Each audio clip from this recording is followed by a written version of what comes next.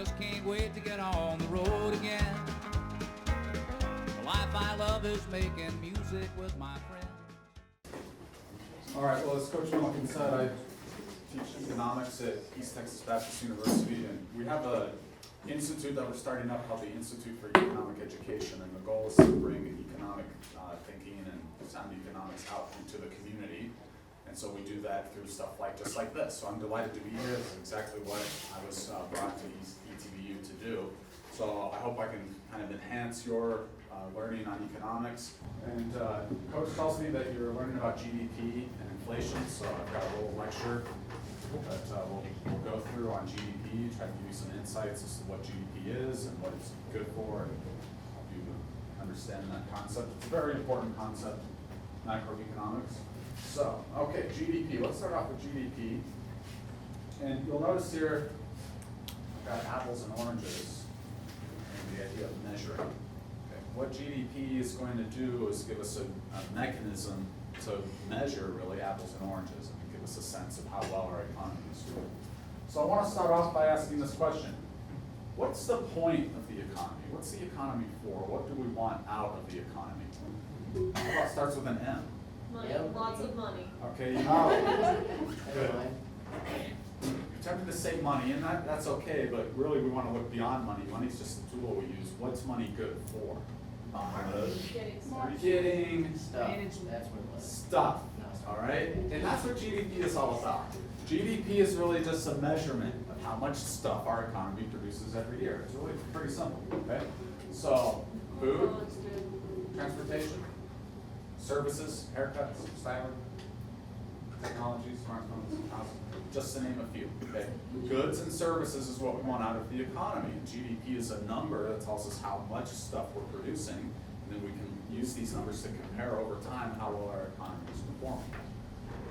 So we want stuff, and GDP is a measurement of how much stuff the economy produces. So far, so good, right? Very simple.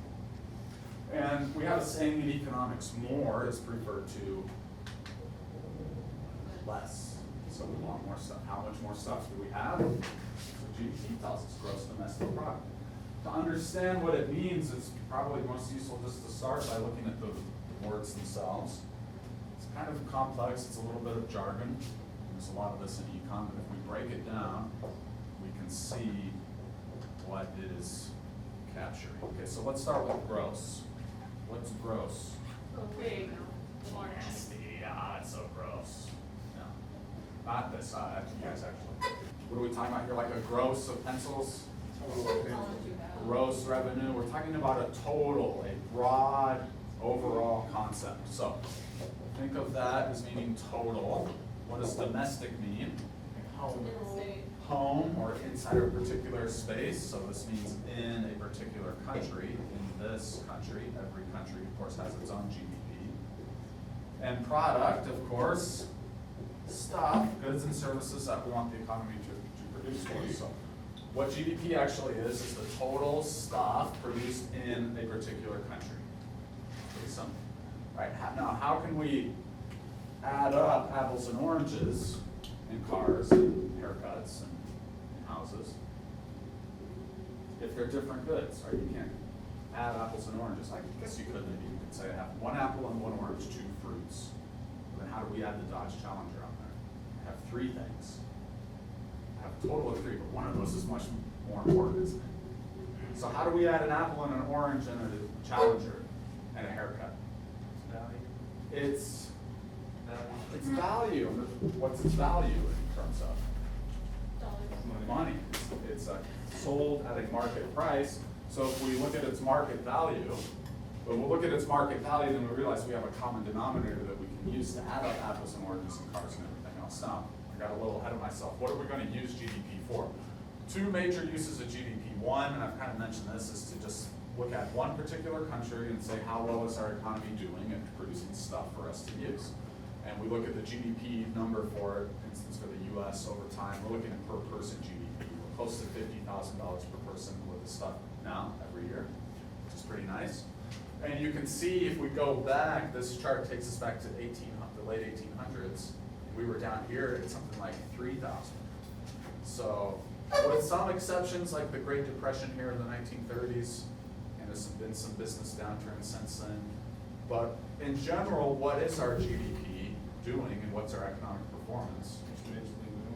It's growing strongly, consistent growth, with some exceptions, business cycle downturn. So we're doing very well, and we're on a nice upward growth path here in the U.S.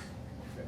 Looking at GDP changes year to year, we can look at our percent growth rates, and we can kind of track the performance of the economy relative to averages.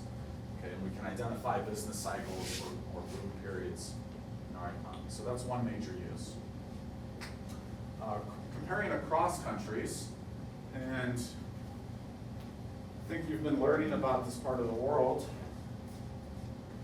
Can you identify it? North Korea. Japan or North Korea? That's North Korea. South Korea. South Korea. How about here? China. China. Good. That's one of your And then geographies. Taiwan. We've highlighted North Korea. What's different about North Korea? So what do they lack that all these other countries have? Lights. They don't have electricity, pretty much. They don't. And so if they don't have electricity, what do you think life is like there? How much stuff do they have? Not so much stuff. Their economy is really crummy at producing stuff. And you can see that that's captured in the GDP number. They've got a GDP of $1,800 US dollars per person. South Korea has 33,000 per person. It's about 15 times more productive economy. And I think you guys have been learning about why. What kind of economy do they have? Well, communist economy and government, that's where the government controls the economy. And what do they have? They also have a brutal, murderous dictatorship. Yeah. And it's just a miserable place. It's pretty much the most evil place in the world right now, if you ask me. But anyway, what is South Korea have? Money. Well, what kind of economy? Capitalist or a market-based economy, by and large. It's got a few flaws. It's probably not quite as free market as the U.S., but still by and large a free market. And you can see that makes a tremendous difference. And the GDP number captures that much higher level of GDP per person here than here. We could look at a country like Japan, which followed the U.S. model after World War II, and it's a fairly wealthy country. Not quite as wealthy as the U.S., I should say productive. We're about 50,000, but that's in the same league. Right? You could also look at China. China's 12,000 per person. Still relatively poor, but if we went back 30 years ago, China would have been the same as North Korea. What changed in China? What kind of economy, government is China officially? They're officially a communist country, but in practice they've allowed markets and they've allowed competition in business and entrepreneurship to a high degree. And because of that, they're starting to grow, and you can really see that in their GDP. Okay. So this is a part of the world where you can see some stark differences. You can see economies that have been developing for a long time.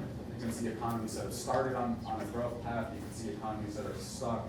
And yeah, it does have a lot to do with their system.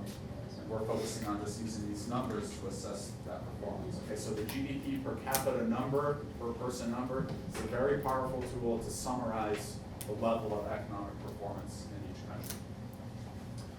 All right, so there's an example of how the numbers are used. Okay, now let's get into the definition. I'll move pretty quickly here. It's pretty basic. This is right out of the textbook I use in the college class. GDP is defined as the market value of all final goods and services produced in the country in a year, right? And we'll take each component of this definition piece by piece, and I'll walk you through how it works. Okay. So first off, market value. We talked about this a little bit. We're going to use the price of every good as a common denominator, so we can add them up. So let me just show you a quick example.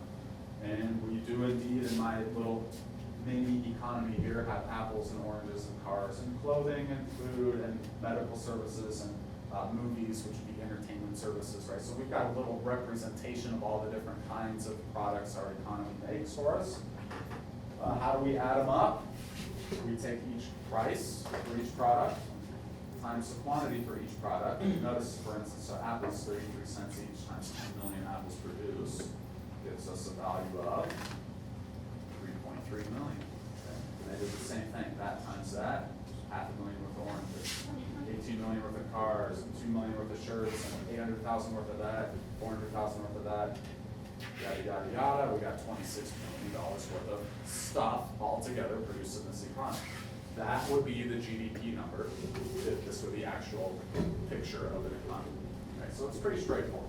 Market value. Okay, final goods and services. We're only interested in counting what consumers buy, not all the intermediate steps. Let me just show you quickly an example. If you buy Wonder Bread, for instance, let's say it's $1 a loaf at Berkshire's, you're paying the cost of all the materials that produce Wonder Bread, right? What are the materials that Wonder Bread Company has to buy to make the bread? Flour, Yeast. yeast, sugar, eggs, all those ingredients. This is a profit-seeking company. Aren't those included in the dollar per loaf that you pay? Yeah, so we only have to count the value to the final purchaser of the product. Okay. So we only count once, and we count when the final user of the product buys it. Now, there's one exception to this. What about the oven? If they installed a new industrial oven, this could be $1 million piece of equipment. Is that captured in the loaves of bread produced in 1 year? No, actually, this thing was probably, it's a durable good that lasts many years, so it's not captured in the value of this year's loaves of bread. So that we will add. Okay, and other kinds of durable, capital type goods, construction equipment, computers, just to name a few examples. This is what we call investment goods, and these we will count in GDP as well. That oven, like, when they bought the oven for $1 million, where they bought it from, that goes into the economy though, right? Since they bought it, like, if they bought it brand new, whoever they bought it from, if it was made in the US? If they buy this, yeah, we'll get to made in the US here in a second, but if they buy this in 2015 for $1 million, even $1 million added to GDP this year. Even, yeah, and it will last maybe 20 years and make bread for 20 years, but it only gets counted once. Okay, gotcha. Good. Okay, so capital investment goods are included in addition to all consumption goods. Okay, produce, only new goods are counted in GDP, and this is my example already. Used goods, for instance, things you might buy at the thrift shop. Granddad's coat for 99 cents. Does that contribute to your well-being? No. It was only 99 cents. Oh, yes. Never mind. Yeah, that's a great deal. But does it count in GDP? No. No, it was not newly produced in this period, this year. Okay? So Granddad's coat, was probably produced in 1975. And so the value when Granddad bought it new was captured in 1975 GDP. And when you buy it for 99 cents, you get a great deal, but it's not counted in GDP, right? So only new products go into GDP. So if nothing you buy a good- used car, then it wouldn't? If you buy a used car, doesn't count in GDP. And I had another example here. I replaced it. I had a 1969 Volkswagen Beetle. Okay. So let's say that was purchased for $2,500 in 1969. What happened in U.S. GDP in 1969? Dang, there. It didn't go up at all. Why? It was not made in the US. Where's it made? In Germany. Germany's GDP went up $2,500. Okay. They exported it, shipped it to the U.S. So nothing Goodwill sells goes into, Well, unless they sell something. they brand have a cooler up front where they sell pop and candy and stuff, so that would count, because that's all new goods. So yeah, not anything used you buy there. And you need to bear in mind that even though GDP doesn't go up, can people get good values here? Yeah. Okay, so actually we'll get to some points on the limits of GDP, but for now, notice that it's only new goods. Okay, produced in the country, this is the domestic aspect of GDP.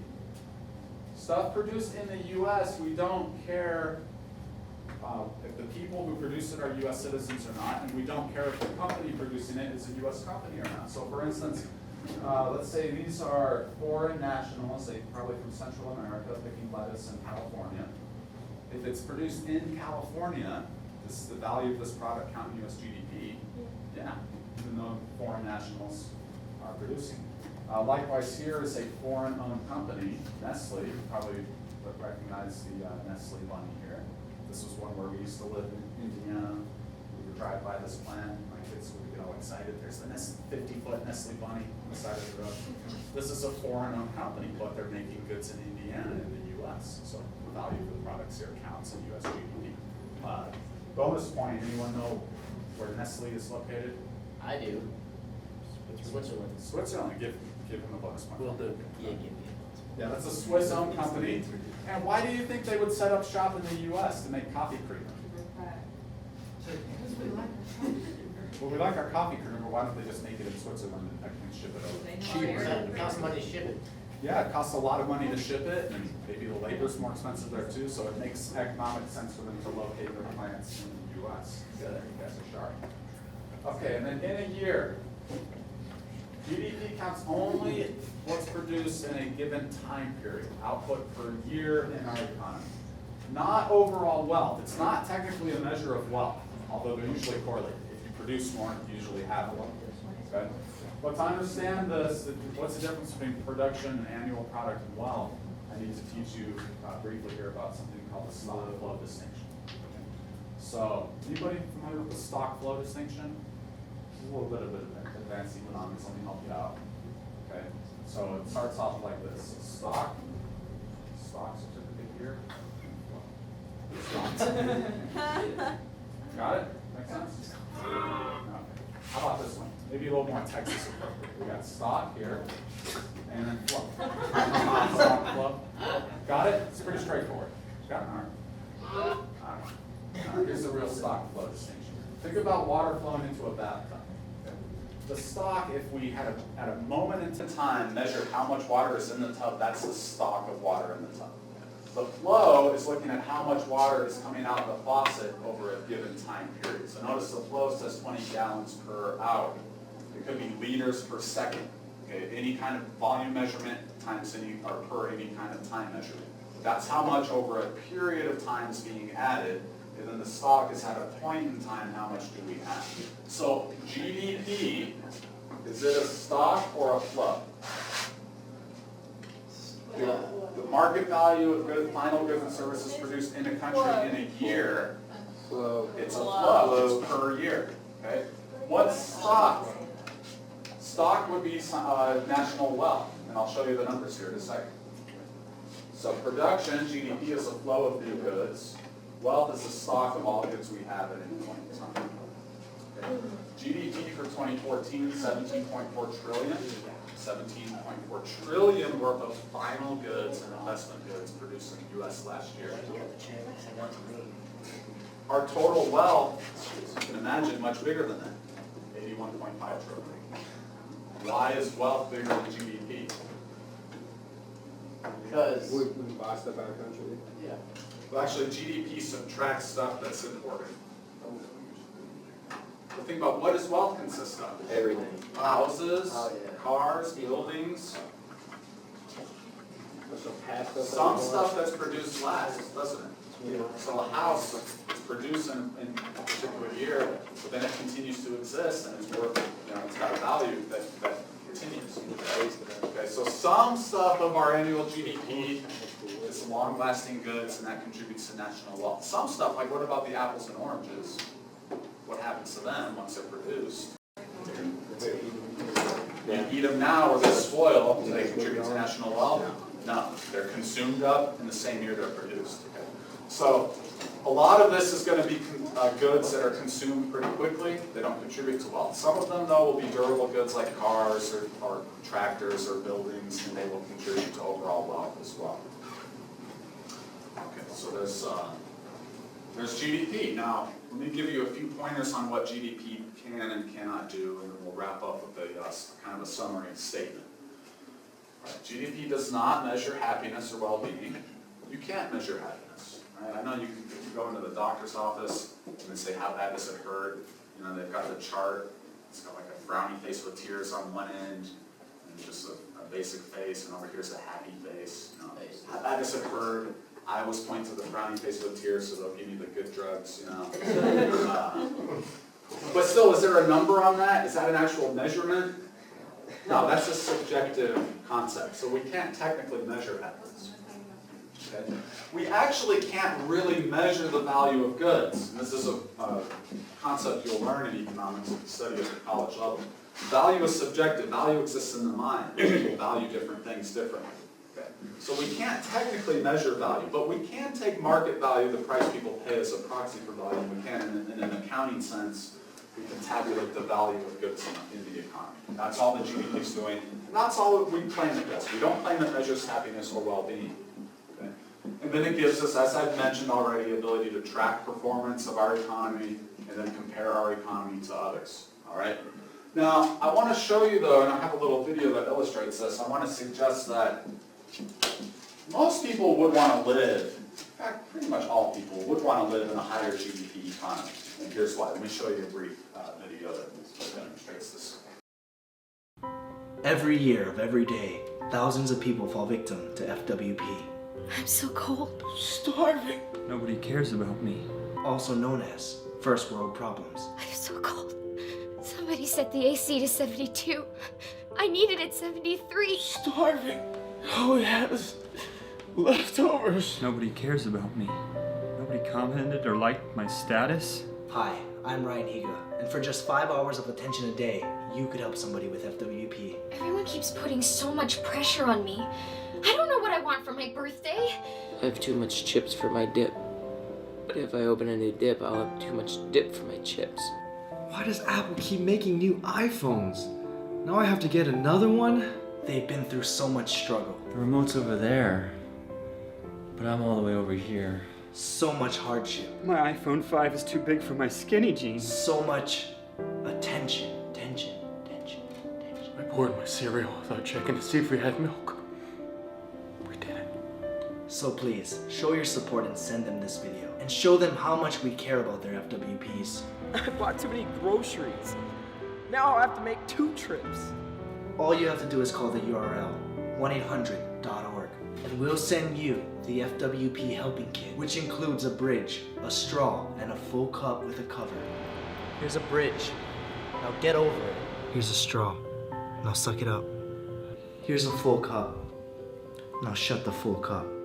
With your help, we can put an end to FWPs and focus on the real problems, like starving children or homeless people. Because if you're complaining about something as silly as the iPhone 5, just wait till you see the iPhone 6. Oh, this is the iPhone 5S. This is the iPhone 6. The idea here is that when you have high GDP, you get first world problems, right? And those are the kind of problems you'd rather have than problems with not enough stuff, right? And if you look at poor countries like North Korea, they do have a problem. You know, what would be a problem with not enough, say, food? Yeah.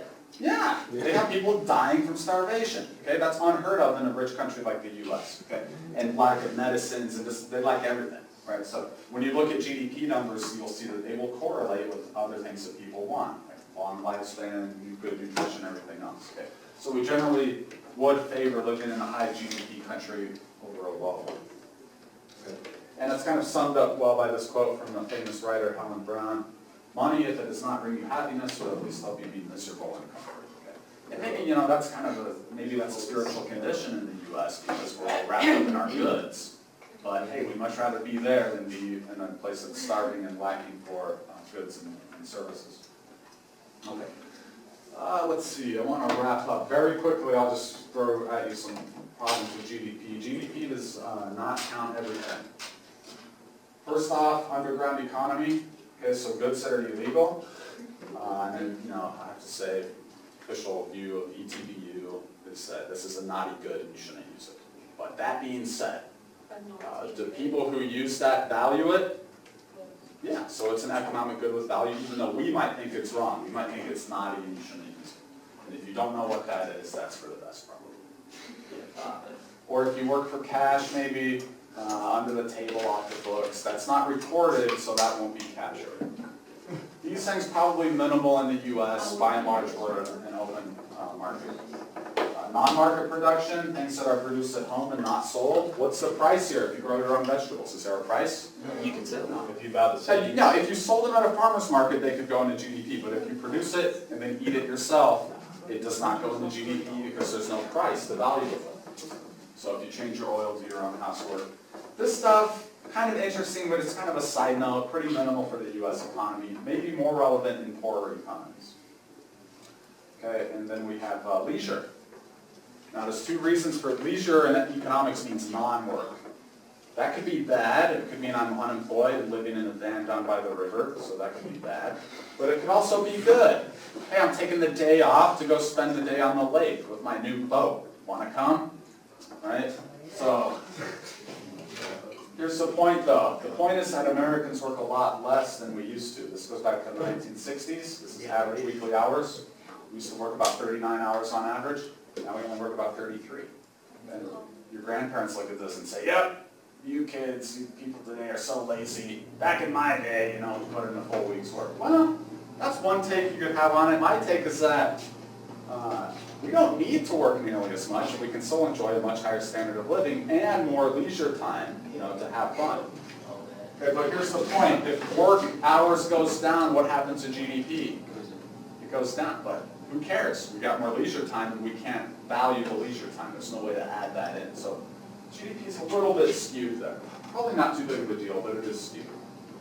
Okay, and then finally, economic bads, things like pollution, crime, things which detract from our standard of living. But is there a dollar value on this that we can subtract from the GDP? No, right? And actually, crime, ironically, if you take steps like if you install a security system, or if you install a club in your car, or better yet, get a pistol, what does that do to GDP? If we spend money to prevent crime, that would increase GDP, right? That's perverse. So there's a few things that skew it, and it might be a little problematic, but we can still rely on an overall GDP number as a rough indicator. Okay, that's all we're saying it is. It's a rough indicator. If it moves up or down, that tells us something about what's happening in our economy. And if we have a country with 50,000 per person, and another country has 1,800 per person, okay, we know that there's a vast difference in standard of living there. Okay. To give you a final thought here, GDP is not the be-all and end-all, and no economists say that it is. We recognize its limitations. And here's an example. Think about monks. And there's still groups of monks around in the world. There were a lot more of them in the Middle Ages. And what is their goal? They're trying to be at peace. They're trying to be holy. How do they live? On nature. They're kind of out there with nature. They take vows, right? Vows of celibacy, vows of poverty, vows of silence maybe.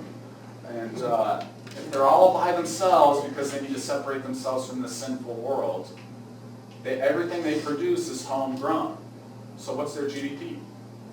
If they don't sell anything or buy anything, what's their GDP? Zero. Does that mean they're sad and miserable? No, they might be the happiest people ever. So there's just an example to think about an extreme situation where they have no GDP, but they still might be well off. I can't wait to get on the road again. On the road again. Going places that I've never been. Seeing things that I may never see again.